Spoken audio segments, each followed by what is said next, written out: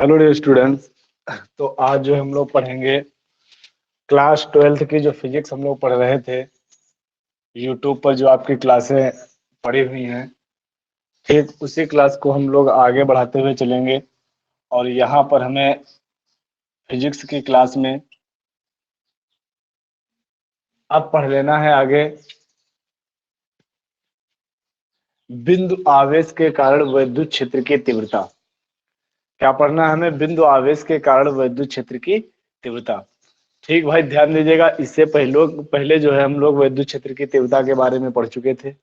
एक बार उसको हम लोग रिवाइज कर लेंगे। देखिए क्या वहां पर आपको बताया जा रहा था कि जो विद्युत क्षेत्र की तीव्रता के हम लोग जो डिफिनेशन दे रहे थे, वहां पर कहा गया था कि विद्युत क्षेत्र की तीव्रता को विद्युत क्षेत्र की तीव्रता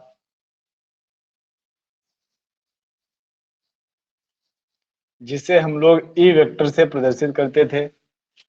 ठीक, फार्मूला आपको बताया गया था, E vector is equal to F upon Q nought, जहां क्यू नॉट आपका क्या था? परीक्षण आवेश था। क्यू नॉट क्या था? आपका परीक्षण आवेश था।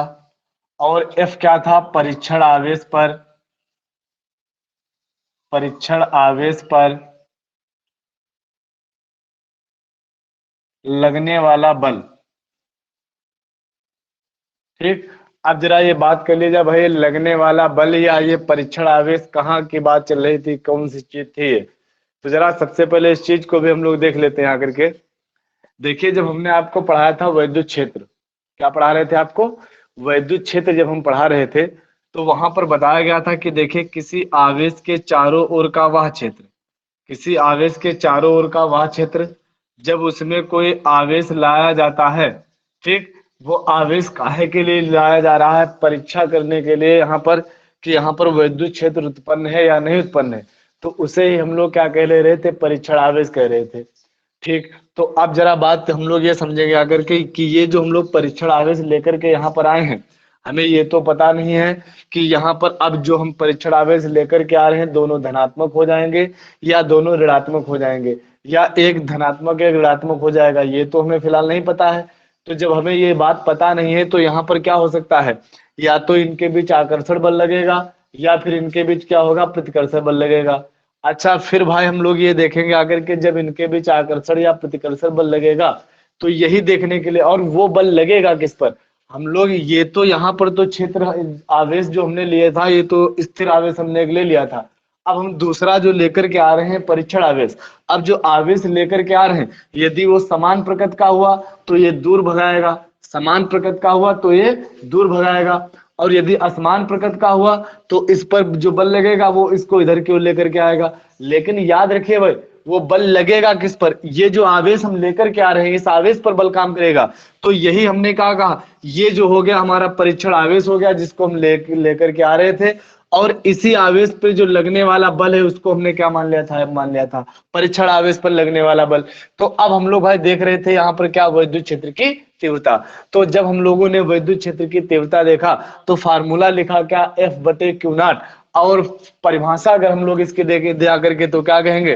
कहेंगे किसी भी परीक्षण आवेश पर लगने वाले बल तथा परीक्षण आवेश के अनुपात, अपान का मतलब क्या हो गया? अनुपात। कहेंगे परीक्षण आवेश पर लगने वाले बल तथा परीक्षण आवेश के अनुपात को ही हम लोग क्या कह लेते हैं? विद्युत क्षेत्र की तीव्रता कहते हैं। अब अच्छा भाई सुनिएगा, हमें इसकी परिभाषा तो पता चल गई।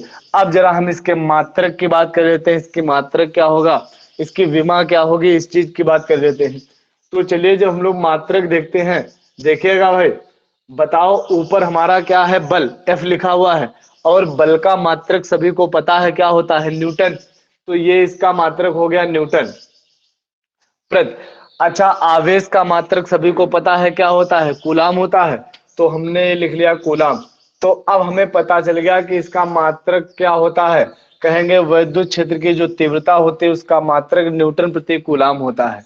अब अगर हम लोग भाई विमा की बात करें तो विमा देखते हैं क्या हो गया करके इसकी। देखिए जो बल लिखा हुआ है, बल की विमा आपको बताई गई थी क्या होती है? mlt-2। अगर नहीं पता है तो आप F is equal to M A. M क्या हो जाएगा? आपका मास। मास की विमा हम लोग लिख लेंगे आकर के ए। ए आपका क्या हो जाएगा? त्वरण। त्वरण की भी विमा लिख लेंगे आकर के। त्वरण का मात्रक तो पता ही है क्या होता है, मीटर मीटर प्रति सेकंड, सॉरी मीटर प्रति सेकंड स्क्वायर होता है आपका। तो यहाँ पर हम लोग क्या करेंगे आकर के मीटर की विमा लिख लेंगे, नीचे सेकंड समय की विमा लिख लेंगे आकर के, और हल करेंगे तो आपकी बल की जो विमा निकल कर आएगी वो आ जाएगी क्या, mlt-2। ठीक, mlt-2। देखिए थोड़ी सी कंफ्यूजन वाली बात वहां पर हो जाती है, कहते हैं किसी की विमा ml2t-2 भी होती है, वो हमने बताया था ml2t-2 वो किसी भी प्रकार की ऊर्जा हो, ऊर्जा की विमा होती है, और mlt-2 वो बल की विमा होती है। तो हमें बल की विमा चाहिए थी, हमने लिख लिया। नीचे आपका लिखा हुआ है क्या, आवेश। आवेश क्यू की विमा क्या होती है, देखिए अगर इसकी विमा नहीं पता है हमें तो Q is equal to, formula आपने पढ़ा है क्या, Q is equal to I T. I क्या है आपका, विद्युत धारा। इसकी विमा क्या होती है, ए एम्पियर से लिया गया था, और टी, टी फॉर क्या था, टाइम, और टाइम के हम लोग समय की विमा क्या ले रहे थे, टी। तो यहाँ पर हम लोग जो आवेश की विमा देखेंगे वो आपके क्या हो जाती है, एटी। अब अच्छा, जब हमें इन दोनों की विमा पता चल गई, अब जरा हम इन लोगों को हल कर लेते हैं। देखिए एक बात ये याद रखिएगा भाई, जब हम लोग कहीं पर विमा लिख रहे होंगे तो ये जो कोष्ठक है इसको विमीय कोष्ठक कहते हैं, इसे जरूर लगाना होगा। बिना इसके, बिना विमीय कोष्ठक के विमा का कोई भी महत्व नहीं होता है। ठीक, तो हम लोग क्या कहेंगे, अब देखिए इसको जरा सॉल्व कर लेते हैं। एम हमारा ऐसे ही लिखा रहेगा, अकेला है। ठीक, देखा उसके बाद एल अकेला है, इसी तरीके से हमने लिख लिया। टी पर बात आती है, देखिए t-2 ऊपर पहले से है, और यहाँ से t जो ऊपर की ले और लेकर के जाएंगे तो ये भी आ जाएगा आपका -1, -2 और -1 कितना आ जाएगा, -3 हो जाएगा। तो mlt-3 और a भी ऊपर लेकर के जाएंगे तो -1, यही हमारी इसकी क्या हो जाएगी, विमा हो जाएगी। तो हमें मात्रक पता चल गया, विमा भी पता चल गई। और अगर हम लोग राशि की बात करें तो कहेंगे ये एक प्रकार की सदिश राशि होती है, एक प्रकार की सदिश राशि होती है। तो ये बात हो गई थी किसकी भाई, विद्युत क्षेत्र की तीव्रता की। अब हम लोग जो आगे बढ़ने वाले हैं, बिंदु आवेश के कारण विद्युत क्षेत्र की तीव्रता। ठीक, क्या देखेंगे, बिंदु आवेश के कारण विद्युत क्षेत्र की तीव्रता। तो चलिए देख लेते हैं भाई, बिंदु आवेश के कारण विद्युत क्षेत्र की तीव्रता। देखिएगा,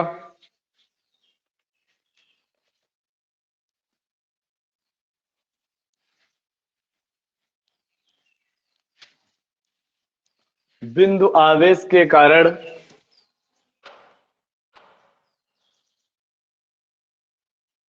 बिंदु आवेश के कारण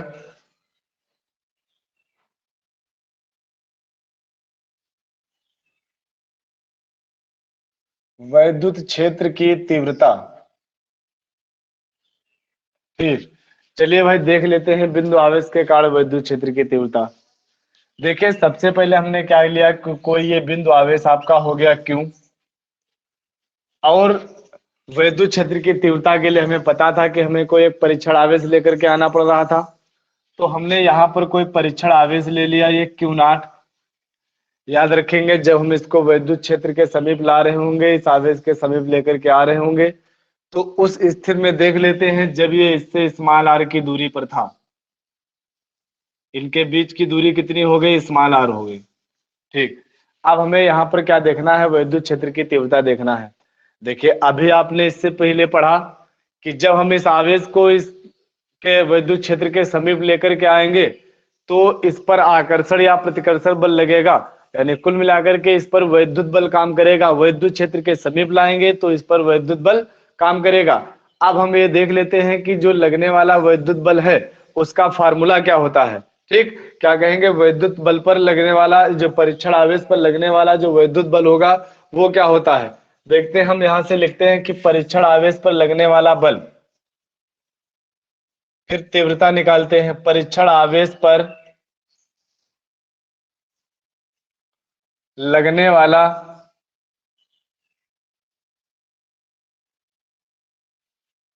लगने वाला बल, वैद्युत बल चाहे आकर्षण का हो या प्रतिकर्षण का हो।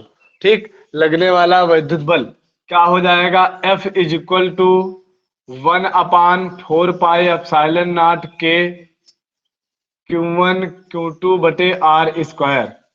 क्या था, Q1 Q2 बटे आर स्क्वायर। Q1 हमने कितना लिया है, Q ही लिया है, और Q2 कितना लिया है, Q नॉट लिया है। ठीक, तो हमने लिख लिया F is equal to 1/4 pi epsilon nought के Q nought upon R square. यही तो होता है विद्युत बल का फार्मूला। चलिए अब जरा देखते हैं इसके बाद आपका क्या आता है भाई। इसके बाद क्या आता है, कहेंगे देखिए सबसे पहले तो बात हम लोग ये करते हैं यहाँ पर कि ये जो आपका क्यू नॉट लिखा हुआ है इसको हम लोग इधर लेकर के आते हैं अपान में। ठीक, क्यू नॉट को हम लोग इधर लेकर के आते हैं, तो F upon Q nought is equal to 1/4 pi epsilon nought के क्यू अपान आर स्क्वायर। क्या हो गया, क्यू अपान आर स्क्वायर। ठीक, अब देखिए याद रखिएगा ये जो के लिखा हुआ था, ये के को हम लोग क्या कहते हैं, के को हम लोग कहते हैं माध्यम, किसी भी जिस माध्यम में ये आवेश रखा गया होगा उस माध्यम का क्या, परावैद्युतांक। के क्या हो गया था, माध्यम का परावैद्युतांक।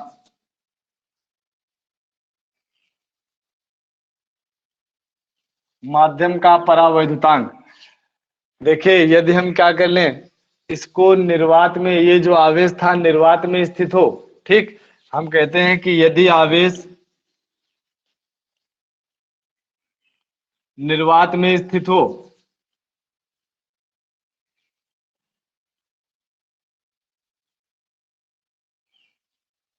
ठीक, कहा यदि आवेश निर्वात में स्थित हो, तो यदि निर्वात में स्थित होगा तो निर्वात के लिए के का जो मान होता है वो 1 होता है, और बाकी जो अलग अलग माध्यम होते हैं वहां पर के का मान अलग अलग होता है। फिलहाल निर्वात के लिए के का मान कितना होता है, 1 होता है। तो यदि जब के का मान 1 होता है तो यहाँ पर हम लोग रखेंगे आकर के कितना आ जाएगा, F upon Q nought is equal to 1/4 pi epsilon nought Q upon R square. क्या हो गया, क्यू अपान आर स्क्वायर। देखेंगे अभी हम लोगों ने जो फार्मूला लिखा था E vector is equal to F upon Q nought आया था, तो जहां पर ये एफ अपान क्यू नॉट लिखा हुआ है, क्या यहाँ पर हम लोग ई वेक्टर लिख सकते हैं। हाँ, तो हम लोगों ने यहाँ पर क्या लिख लिया, ई वेक्टर लिख लिया। E vector is equal to 1/4 pi epsilon nought Q upon R square. यही क्या आ जाती है, बिंदु आवेश के कारण विद्युत क्षेत्र की तीव्रता। यही क्या हो जाती है आपकी, बिंदु आवेश के कारण विद्युत क्षेत्र की तीव्रता। अब देखते हैं, ये बात तो हमें फिलहाल पता चल गई। अब यदि हम लोग क्या कर लें, देखिए यहाँ पर अभी हम लोग वेक्टर नहीं लगाएंगे, अभी हमने इसको सदिश रूप में नहीं लिखा है। देखते हैं अगर हम लोग इसको सदिश रूप में लिखना चाहें, सदिश रूप में किस तरीके से लिख सकते हैं। कहेंगे इस विद्युत क्षेत्र की तीव्रता का सदिश रूप क्या होगा, विद्युत क्षेत्र की तीव्रता का सदिश रूप, विद्युत क्षेत्र की तीव्रता का सदिश रूप। ठीक, अब अगर हम लोगों को भैया सदिश रूप देखना है तो क्या आ जाएगा, ई के ऊपर हमने क्या लगा दिया, वेक्टर लगा दिया। ई के ऊपर हम लोगों ने क्या लगा लिया, वेक्टर लगा लिया। अब हम लोग देखते हैं भाई, E vector is equal to 1/4 pi epsilon nought Q upon R square, और इनटू में हमने सदिश रूप के लिए हमने इसको क्या लगा लिया, आर कैप। याद रखेंगे आर कैप का जो फार्मूला होता है आर वेक्टर अपान में मॉड ऑफ आर। ठीक, ये आपको फिर आगे बताया जाएगा। फिलहाल ये हमारा क्या आ जाएगा, विद्युत क्षेत्र की तीव्रता का सदिश रूप हो जाएगा। तो यहाँ तक की बात फिर आप लोगों ने अच्छी तरीके से समझ ली होगी। ये बिंदु आवेश के कारण विद्युत क्षेत्र की तीव्रता हो गई है। अब हम लोग जब आगे पढ़ेंगे तो विद्युत क्षेत्र की तीव्रता अच्छी स्थिति में क्या रहती है, निरक्षी स्थिति में क्या रहती है, वो हम लोग आगे पढ़ेंगे। जब तक हम लोग यहाँ पर भाई क्या करते हैं, इसी टॉपिक के एक दो क्वेश्चन कर लेते हैं। ठीक, इसी टॉपिक के एक दो क्वेश्चन कर लेते हैं। देखिएगा क्वेश्चन आपको एक दिया जा रहा है। ठीक, देखते हैं क्वेश्चन एक हमें दिया जा रहा है इसी बेस पर।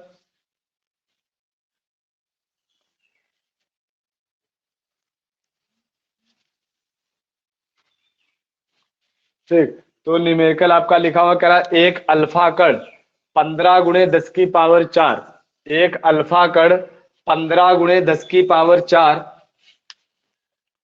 अल्फा कण 15 × 10⁴ न्यूटन प्रति कूलाम, न्यूटन प्रति कूलाम के वैद्युत क्षेत्र में स्थित है, वैद्युत क्षेत्र में स्थित है। ठीक। अच्छा याद रखिए भाई, ये जो न्यूटन प्रति कूलाम, ये किसका मात्रक आया था? अभी न्यूटन प्रति कूलाम वैद्युत क्षेत्र की तीव्रता का मान आया था। तो ये वैद्युत क्षेत्र की तीव्रता का ही मान दिया गया है, कितना? 15 × 10⁴। अब अच्छा देखते हैं आगे। कह रहा है कि उस पर लगे वैद्युत बल की गणना कीजिए, उस पर लगे वैद्युत बल की गणना कीजिए। ठीक। कह रहा था पर लगे वैद्युत बल, वैद्युत बल की गणना कीजिए। ठीक। तो हम लोग भैया देखते हैं, जब हमें वैद्युत बल की गणना करनी है, वैद्युत बल का मतलब क्या, हमें क्या निकालना है? एफ निकालना है। ठीक। एफ हमें निकालना है। और हमें क्या दिया जा रहा था? कह रहा था कि 15 × 10⁴ न्यूटन प्रति कूलाम के वैद्युत क्षेत्र में स्थित है। हमें वैद्युत क्षेत्र की तीव्रता दी जा रही थी। कितनी थी वैद्युत क्षेत्र की तीव्रता? 15 × 10⁴ न्यूटन प्रति कूलाम। अब देखना, फार्मूला हम लोग अभी पढ़ा था क्या? ई बराबर एफ अपान क्यू नॉट, परीक्षण आवेश क्यू नॉट दिया जा रहा था। और वो जो आवेश है, वो आवेश कौन सा है? अब की बार अल्फा कण पर लगने वाला, अल्फा कण पर कितना आवेश होगा वो हमें यूज करना पड़ेगा, क्योंकि अल्फा कण स्थित था हमारा। याद रखेंगे, देखिए अल्फा कण पर आवेश कितना होता है? अल्फा कण पर आवेश देखेंगे, यहां से कहेंगे अल्फा कण पर कितना आवेश होता है। देखिए एक अल्फा कण में 2 इलेक्ट्रॉन उपस्थित होते हैं, और एक इलेक्ट्रॉन पर आपका आवेश होता है, ये 2e के बराबर रहता है। अच्छा, एक इलेक्ट्रॉन पर आवेश होता है 1.6 × 10⁻⁻19। अब अच्छा बताइए, जब एक अल्फा कण में, मतलब एक अल्फा कण में कितने इलेक्ट्रॉन उपस्थित हैं? जब बताइए इसमें 2 इलेक्ट्रॉन उपस्थित हैं, तो हम लोग यहाँ पर क्या कहेंगे? अगर के इसको 2 से गुणा करा देंगे तो कितना आ जाएगा? 2 × 1.6 × 10⁻⁻19। तो देखेंगे कितना आ जाएगा यहाँ से? 3.2 × 10⁻⁻19 कूलम। तो ये क्या हो गया? अल्फा कण पर आवेश हो गया। अब हम लोगों ने अभी विद्युत क्षेत्र की तीव्रता का फार्मूला पढ़ा था क्या? E = F upon Q not. E = F upon Q not. हमसे F हमें निकालना है, E दिया गया है, और Q का मतलब अल्फा कण पर आवेश भी दिया गया है। तो हम लोग यहाँ से क्या कर लेते हैं? तिर्यक गुणा करा देते हैं। तो F = क्या आ गया? EQ आ गया। अब E का मान कितना था आपका? 15 × 10⁴ इंटू, अब आवेश का मान कितना आया था? 3.2 × 10⁻⁻19। अब हम लोग क्या करेंगे भाई? इसको जो है हल कर लेंगे आकर के, और यहीं पर हमारा ये बल का मात्रक भी हमने लिख लिया क्या? न्यूटन। देखते हैं, पहले हम लोग इसकी क्या कर लेते हैं भाई? मल्टीप्लाई करा लेते हैं, 15 से कर लेते हैं। देखेंगे कितना आ जाएगा? 0 आ जाएगा, 3 लगा लेंगे यहाँ पर, और कितना? 45, और 3 कितना आ जाएगा? 48 आ जाएगा। पॉइंट लगा लिया। अब यहाँ से देखते हैं 10⁻⁻19 और 4, तो यहाँ से देखेंगे, इसको सॉल्व करेंगे, कितना आ जाएगा? 10⁻⁻15। अब अगर हम लोग एक अंक इधर लेकर के आते हैं तो कितना आ जाएगा? 4.8 × 10⁻, कितना आ जाएगा? -14, क्योंकि एक अंक हम लोग प्लस का इधर जोड़ेंगे आकर के, 10⁻1 करेंगे, घट जाएगा, कितना आ जाएगा? 4.8 × 10⁻14 न्यूटन। तो कह रहा था अल्फा कण पर लगने वाला बल बताइए कितना होगा? तो कहेंगे अल्फा कण पर लगने वाला बल 4.8 × 10⁻14 न्यूटन, इतना बल काम करेगा। ठीक। तो हम लोगों ने ये क्वेश्चन भी सॉल्व कर लिया है। इसी बेस पर और भी जो है हम लोग आगे आने वाले वीडियो में और भी क्वेश्चन करेंगे। और इसके बाद जो हम लोगों को करना क्या है, आगे आने वाले वीडियो में हम लोग विद्युत क्षेत्र की तीव्रता अच्छी स्थिति में और निरक्षी स्थिति में हम लोग देखेंगे। फिलहाल आज के वीडियो में अब इतना ही रहता है।